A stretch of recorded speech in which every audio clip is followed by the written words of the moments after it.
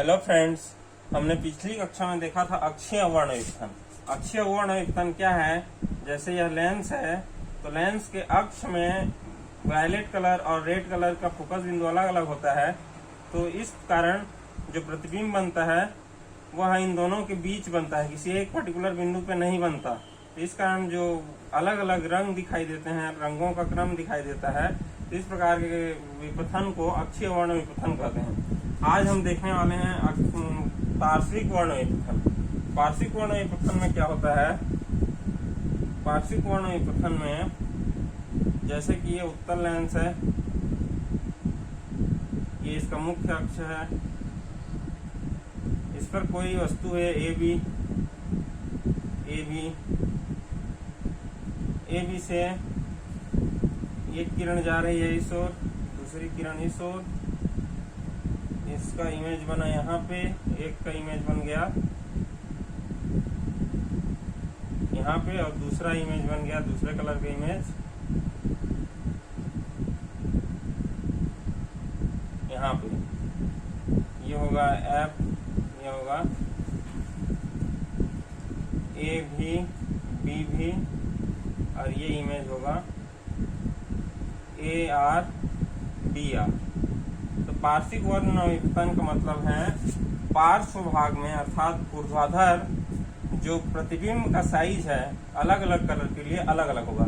जैसे बैगनी कलर के लिए प्रतिबिंब का साइज ए भी, बी भी होगा, या फिर कहें इसको आई भी, और लाल कलर के लिए ए आर बी आर होगा, यानी कि आई आर, और आई आर का साइज बड़ा होगा आई भी के साइज से।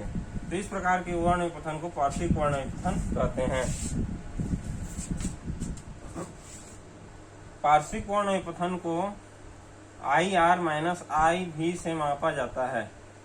ये पार्श्विक वर्ण विपथन को इस प्रकार से मापा जाता है कि उन दोनों के साइज में जो डिफरेंस है वो कितना है। यह है आपका आई आर माइनस आई भी।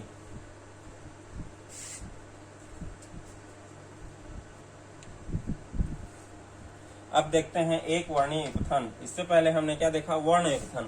वर्ण विपथन में क्या होता था? प्रतिबिंब में अलग अलग रंग के लिए उसका इमेज अलग अलग जगह पे फॉर्म हो रहा था, उनका साइज अलग अलग हो रहा था, तो वो वर्ण विपथन था। अब हम यदि एक वर्णीय विपथन की बात करें, अर्थात सिर्फ एक वर्ण लें, तो उसमें क्या ऐसा विपथन होगा, किस प्रकार का विपथन होगा, किस प्रकार के उसके प्रतिबिंब में दोष होगा, इसको इसका अध्ययन एक वर्णीय विपथन कहलाता है। अर्थात किसी लेंस द्वारा एक वर्णीय प्रकाश से प्रतिबिंबित प्रतिबिंब में उत्पन्न दोषों को एक वर्णीय विपथन कहते हैं। इसका मुख्य प्रकार है गोलीय विपथन, जिसके बारे में हम डिटेल से पढ़ेंगे। इसके अलावा और भी प्रकार हैं, जैसे कामा, अबिंदुकता आदि, लेकिन हम मुख्य रूप से यहाँ पे हम गोलीय विपथन को पढ़ेंगे। गोलीय विपथन रूप से पढ़ेंगे। गोलीय विपथन क्या है? जैसे ये उत्तल लेंस है, उत्तल लेंस है, ये उसका मुख्य अक्ष है। मुख्य अक्ष पर कोई बिंदु वस्तु वो रखी हुई है, वो से एक किरण यहाँ गई, दूसरी किरण यहाँ गई, तो ये और दूसरी एक किरण ये है, दूसरी किरण ये है। तो जो किरण मुख्य अक्ष के पास होती हैं उन्हें पैराक्सियल रेज या फिर उपाक्षीय किरणें कहते हैं। उपाक्षीय किरणों में विचलन कम होता है, तो इनका विचलन कम होगा किसकी तुलना में? ये जो अंत है मुख्य अक्ष से दूर है वस्तु, मुख्य अक्ष से जो दूर वाली किरणें हैं अर्थात सीमांत किरणें, इसको मार्जिनल रेज भी कहते हैं। मार्जिनल रेज का विचलन अधिक होता है किसकी तुलना में? उपाक्षीय किरणों की तुलना में, अर्थात पैराक्सियल रेज की तुलना में मार्जिनल रेज का विचलन अधिक होता है। तो ये क्या हो जाएगा? यहाँ फॉर्म हो जाएगा। तो यहाँ पे O है, तो O का यहाँ पे प्रतिबिंब बन जाएगा एक, किसके कारण? सीमांत किरण या फिर मार्जिनल रेज के कारण क्या बनेगा? कौन सा प्रतिबिंब बनेगा? आई भी मान लेते हैं। आई, क्योंकि मार्जिनल रेज से तो आई एम मान लेते हैं। और इसका प्रतिबिंब चूंकि पैराक्सियल रेस से है अर्थात उपाक्षीय किरणों से है, तो इसको आईपी मान लेते हैं।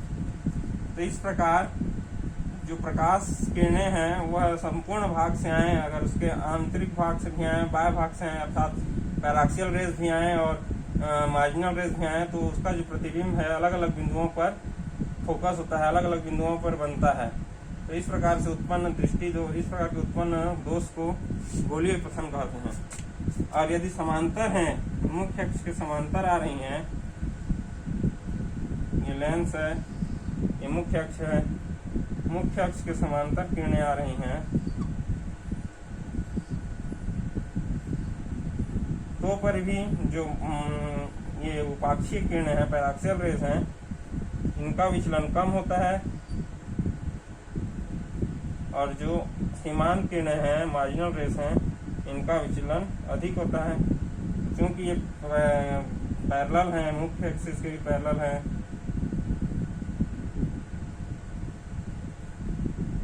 तो ये फोकस बिंदु हो जाएगा। तो ये मार्जिनल रेस के लिए हो जाएगा इमेज IM, ये मार्जिनल रेस के लिए हो जाएगा फोकस FM मार्जिनल, और A है पैराक्सियल रेस के लिए FP। गोलीय विपथन इस प्रकार से गोलीय विपथन होता है, अर्थात लेंस की किरणों के द्वारा लेंस के संपूर्ण भाग में किरणों के आपतित होने से एक ही वर्ण का अलग अलग बिंदु पर फोकस होने से उसका प्रतिबिंब स्पष्ट दिखाई नहीं देता, इसे गोलीय विपथन कहते हैं। गोलीय विपथन का कारण क्या होता है? गोलीय विपथन का कारण ये है कि जो जैसे उत्तल लेंस है, उत्तल लेंस में जो ऊपर वाला भाग है, कर्वेचर है, ऊपर वाला कर्वेचर है, उसकी फोकस दूरी कम होती है। तो ये कम दूरी होती है तो ये ज़्यादा केंद्रित कर देता है, अर्थात जो ये सीमांत किरणें वाला भाग है वो वाला लेंस, और जो मुख्य अक्ष के से सटी हुए भाग है उसका फोकस दूरी अधिक होता है, तो अधिक होने के कारण वो दूर पे फोकस कर देती है। तो ये हो जाता है, इस कारण से गोलीय विपथन उत्पन्न होता है।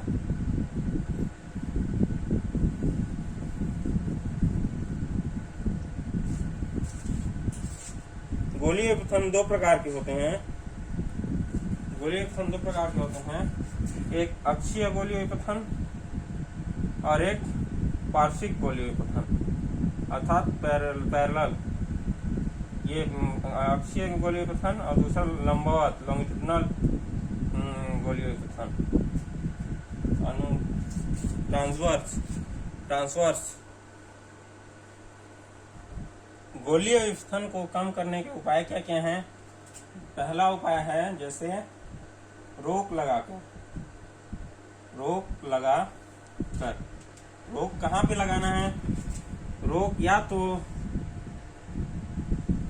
मार्जिनल रेस पे रोक लगा दें या फिर पैराक्सियल रेस पे। जैसे यहाँ पे पैराक्सियल रेस पे रोक लगा देते हैं, तो यहाँ पे ये रोक लग जाएगा, तो ये वापस ये पार नहीं कर पाएगा, तो सिर्फ और सिर्फ मार्जिनल रेस के द्वारा प्रतिबिंब बनेगा। तो मार्जिनल रेस के द्वारा प्रतिबिंब बनेगा तो एक ही बिंदु पर ये मिलेंगे, तो इसका जो प्रतिबिंब होगा स्पष्ट होगा, गोलीय विपथन कम होगा।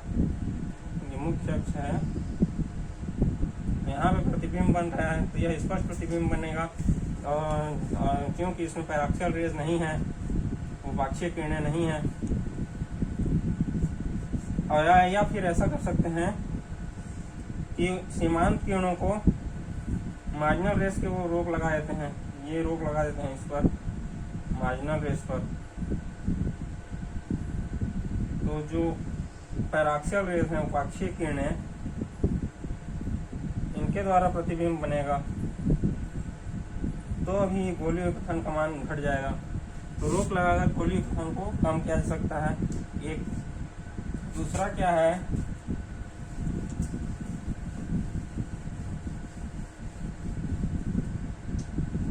लेंस की फोकस दूरी बढ़ाकर, लेंस की फोकस दूरी बढ़ाकर अर्थात क्या पता है, हमको यह पता है कि गोलीय विपथन जो है, गोलीय विपथन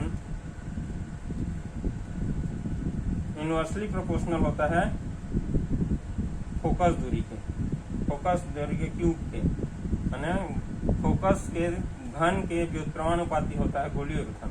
तो फोकस का मान जितना ज्यादा होगा उसका घन उतना ही अधिक होगा, और फोकस के घन का मान जितना अधिक होगा उतना ही कम गोलीय विपथन होगा।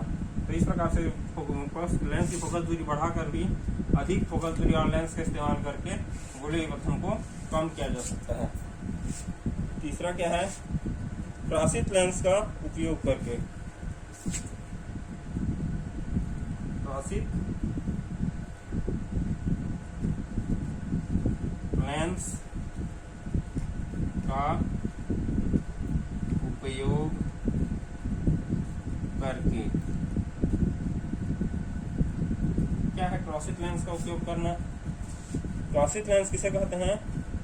गोलीय विपथन को कम करने के लिए प्रयुक्त लेंस को वक्रता त्रिज्याएं R1, R2 और लेंस के पदार्थ के वर्णांक म्यू में अगर संबंध इस प्रकार हो, जैसे R1/R2, R1 ये वक्रता है, लेंस की दोनों वक्रता पृष्ठ हैं, R1/R2 बराबर 2μ² minus mu minus 4, 2μ² minus mu minus 4 upon mu into 1 plus 2 mu into 1 plus 2 mu. अगर ये रिलेशन है लेंस के वक्रता पृष्ठों और लेंस के पदार्थ के अपवर्तनांक में, तो इस प्रकार के लेंस को प्राशित लेंस कहते हैं। तो प्राशित लेंस का उपयोग करके गोलीय विपथन को कम किया जाता है।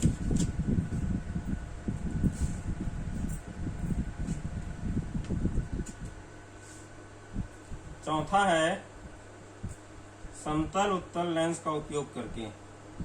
समतल उत्तल लेंस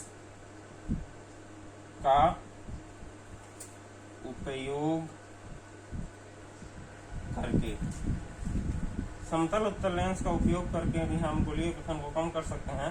समतल उत्तल लेंस में भी जो गोलीय विपथन है वो लगभग उतना ही कम होता है जितना कि प्राशित लेंस में होता है, और यह सस्ता पड़ता है प्राशित लेंस से।